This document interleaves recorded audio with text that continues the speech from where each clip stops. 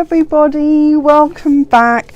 So today we're looking at a piece of non-fiction, and I do actually like my non-fiction, as you can probably tell. Today we are looking at this memoir by Xiaolu Guo called Once Upon a Time in the East, a story of growing up.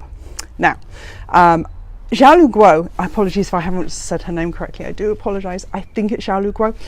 Xiaolu Guo happens to be quite a successful novelist actually, but I've never read her novels. I think she's been longlisted for like the Orange Prize for Fiction and the Women's Prize for Fiction in the past, but I haven't read her novels. But as soon as I heard of this book, I had to read it because, and we can talk about the perils of marketing. This book is being marketed as Wild Swans for the next generation. Now, I adored Yung Chang's Wild Swans. It is a masterpiece, and it's an extraordinary book of three generations of the same family in China, told from the women's point of view, the grandmother, the mother, and Yung Chang. And it's interesting, isn't it? Because when you compare a new book, when publishers compare a new book, this is the next so-and-so, this is the next so-and-so. It's sort of double-edged sword, isn't it? Because yes, you immediately get, that's what this book about. This book is about three generations of Chinese women. But then you sort of think, for the publisher, is that risk that you just sort of think, have you set your bar too high? Are you playing with people's expectations? And so I was both excited to read Once Upon a Time in the East, but obviously for anyone who's read Yung Chang's Wild Swans is about 3 times bigger than this.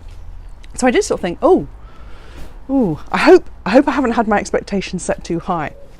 What's fascinating about this book is it isn't Wild Swans, but it is Wild Swans, and instead what this book brings to it is a really modern take on contemporary China, on contemporary Chinese women, and the clash they have between wanting to be free but living in a country full of censorship, being raised up in a country where love is not something that is vaulted, that's something that's not encouraged, but actually wanting love for themselves in their own world, coming from a very closed society to wanting to go out into the world and all the diversity and challenges that it has. And what this book really is about one woman's struggle to find love when she had no love in her life, but also to get out there and live life, and that culture clash that comes from being raised in China and then coming out into the wider world and seeing, well, is the West exactly what the Chinese government always said it was?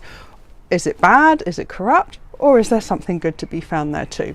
And that's why I really loved Once Upon a Time in the East, because this is a great memoir. Now, Yung Chang, I feel I have to compare it to Wild Swans. So Yung Chang's Wild Swans really is a historical examination through autobiography. So, and biography. So there's a huge chapter of her grandmother's life in Imperial China, a huge section of her mother's experience in Mao's China, and then Yung Chang's own experience growing up through the period of the Cultural Revolution and through Tiananmen and onwards. Now, Xiaolu Guo does not and cannot do that for a couple of reasons. Firstly, Xiaolu Guo was not raised by her mum. Her mum handed it over to peasants when she was just an infant. 2 people outside in a very small village out on the Chinese coast. So she wasn't brought up by her mum. Her peasants 2 years later found that they could not afford to bring up Xiaolu, that she was an emaciated infant, and so instead handed over to her grandmother, who lived in a small village on the Chinese coast. Now, her grandmother and her grandfather were both deeply illiterate, so had no memory of their ancestry. They were not able to communicate anything about their lives. They were very close people. They had a very abusive relationship. Xiaolu's grandmother was violently abused and was very deeply introverted, never talked about herself or her life. And there's some great moments when Xiaolu even finds out what the names of her grandparents were. So she didn't even see her mother and her father till she was a teenager, and she was called to come and live with them elsewhere. So she's unable to investigate her grandmother's life the way Yung Chang did in Wild Swans, and she's also unable to do the same with her mother, because even though her parents are relatively particularly her mother, is a relatively successful Communist Party cadre. She doesn't like Xiaolu. There is no affection between the two women. There is nothing open about their relationship. They do not discuss anything. And so Xiaolu has nothing to go on her mother's history. So instead, this is the history of three generations of Chinese women, her grandmother, her mother, and Xiaolu, told from the eyes of Xiaolu only. So her life, watching how awful her grandmother's life was, what life is like in absolute poverty in China when there is nothing, and then watching her strained relationship with her parents, watching the dynamics between them, the very false sense of family in China, where the state is everything and the family is arbitrary and relatively insignificant, where it is only a functional unit and not a unit for love and compassion and mutual support. However, her father is an artist, and through her father she gets the inspiration to be a filmmaker, and she goes on to win successful scholarships in Beijing and then internationally and abroad. So what I loved about Xiaolu is I do find modern Chinese history absolutely fascinating. I think it's extraordinary, and I think this is another extraordinary memoir that really looks at the impact on the individual of growing up in such a structured and disciplined and perpetually revolutionary and dangerous society.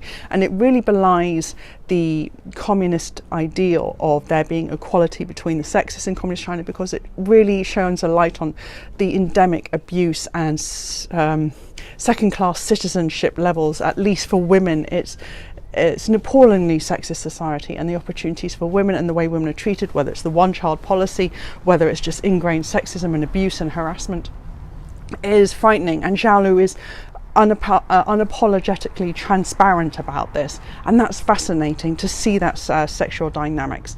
But what it then goes on to is Xiaolu's travels abroad, and it's very interesting because she actually travels to the UK, and so it's fascinating to see the UK through someone else's eyes, particularly a woman who does not like it.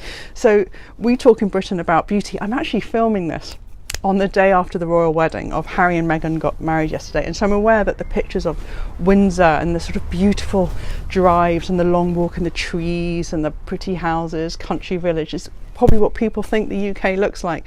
And Xiaolu had the similar impression, and she came to obviously London and she's like, this is horrible. She lived in Hackney, and Hackney ain't Windsor. And just her perception of what she saw in the West as poverty, when she had been told that everything in the West, she'd been thinking everything in the West was something we wanted to aim for, like development and capitalism, and she was seeing the real negative side in the West, and how she struggled in the West with racism and sexism, and just it wasn't everything that she expected it to be. And very interesting takes on our language, our perception of beauty, that she couldn't find crumbling cathedrals and abbeys beautiful. She's obsessed with the modern aesthetic, clean lines, modern architecture, good use of space. And it's just interesting how we're all coded with the word beautiful and what that means to different people. So this is a fascinating contemporary 21st century take on culture clashes. And Xiaolu Guo's writing is amazing. I flew through this book. I loved it. If you liked Wild Swans, brilliant. If you've never even heard of Wild Swans, this is an amazing book of a young Chinese woman who manages to find in herself the strength to be free, not just physically but mentally, from an extraordinarily controlled and unique and frightening upbringing. I absolutely love this book, Once Upon a Time in the East by Xiaolu Guo.